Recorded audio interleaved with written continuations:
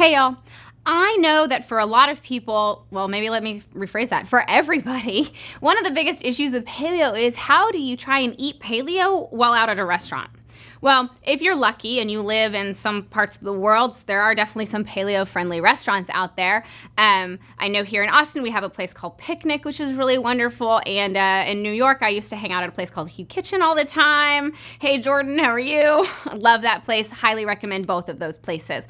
But if you don't live in one of those places or in a city that has one of these kind of restaurants, it can be really hard. First off, give yourself a little bit of a break. Realize that more than likely you're not going to actually be able to eat paleo at the restaurant because you're not in the kitchen, so you don't get to control what's going on back there.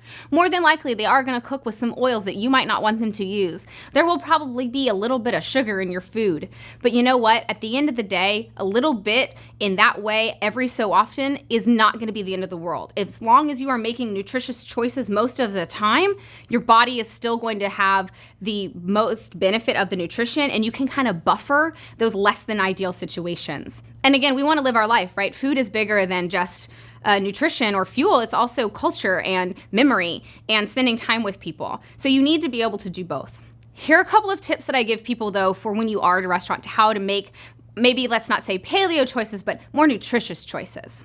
First off, that bread basket on the table or the chips on the table, those are cheap foods. They put them there because they know that you're gonna fill up on them. So then when you get a portion this big of something else, you're not mad, right? Because you ate all of those chips or all of that bread and you're full anyway. It's cheap food, it's cheap calories. It doesn't provide a lot of nutrition. So maybe take a couple of chips or none at all. Tell them not even to put the basket down. That's what we do. They come with the bread basket, they come with the chip basket. Don't even put it down, take it away. We don't want it, thank you.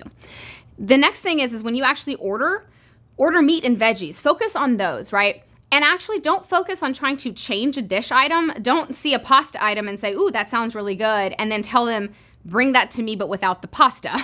Because that feels really subtractive. And it can be, from a mental perspective, it's a little bit frustrating because you have to then tell the waiter all of the things you don't want on the dish. Instead, use the menu at a restaurant as basically an inventory for what's in the back of the house. If it's on the menu, they have it somewhere in the kitchen. So if they have a salmon dish with rice and you don't want the rice, and they have a vegetable dish with pasta and you don't want the pasta, ask them for the salmon and the vegetables. They can probably make that plate for you. It also then allows you to be a little bit creative, right? You get to pick and choose. Suddenly the menu becomes bigger, right? You have all of these options on there. Those are my tips to try and eat nutritious food at a restaurant. And also be wary of the drinks that you're choosing, right? Oftentimes we might have some really highly sugary alcoholic beverages and other things that could add extra calories especially, but other things to the diet or to the meal rather, that we don't necessarily want. So be wary of that too. Soda water can be a nice way to get some bubbles and some fizz and feel like you're drinking something a little special besides water. Otherwise, that's it. Pretty much just focus on eating meat and vegetables. Now, if you get a plate and it has other things on it, eat the meat and vegetables first before you even think about eating the other stuff. I can't tell you how many times I've been at a restaurant with somebody and they'll get like the most amazing fajitas. We're in Texas, right? So we eat a lot of Tex-Mex. They might get a whole plate of fajitas and they've spent a lot of money. Fajitas aren't cheap. And they go for the rice and beans first. Those are the cheapest part of the meal.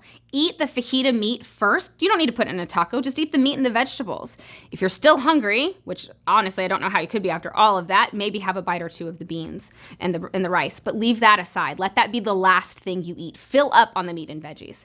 And I will tell you, getting fajitas at a Mexican restaurant, that is one of the easiest ways to eat really good, still nutritious food. Just tell them you don't want the tortillas or the rice and beans. Just eat the meat and veggies. Okay, those are my tips.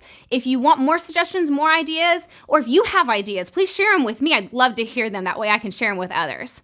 That's it or send them to me. I should say that. That's it for today. I'll see y'all next time.